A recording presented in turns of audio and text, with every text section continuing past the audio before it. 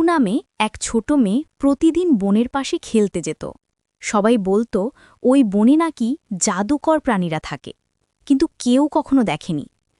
একদিন লিলু হঠাৎ একটি নীল আলো দেখে অনুসরণ করতে থাকে। আলোটা তাকে নিয়ে যায় এক গোপন ঝর্ণার কাছে। সেখানে হঠাৎই দেখা দেয় ৩ জাদুকর প্রাণী। ফিনো আগুন দিয়ে আলো জ্বালাতে পারে, ওহনা বাতাসে ভেসে লেখা বার্তা পড়তে পারে, টাটো গাছকে কথা বলাতে পারে।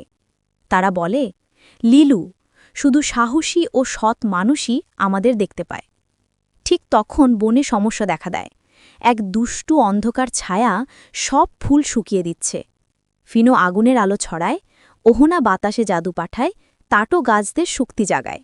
আর লিলু এগিয়ে গিয়ে ছায়াটিকে বলে, তুমি যদি আলো পাও, তোমারও মন ভালো হবে। লিলুর দয়ায় ছায়াটি ধীরে ধীরে নরম আলোতে রূপান্তরিত হয়। ফুলেরা আবার ফুটে ওঠে, জাদুপ্রাণীরা হাসে। এই বনের সত্যিকারের রক্ষক তুমি, লিলু। লিলু বোঝে দয়া সবচেয়ে শক্তিশালী জাদু।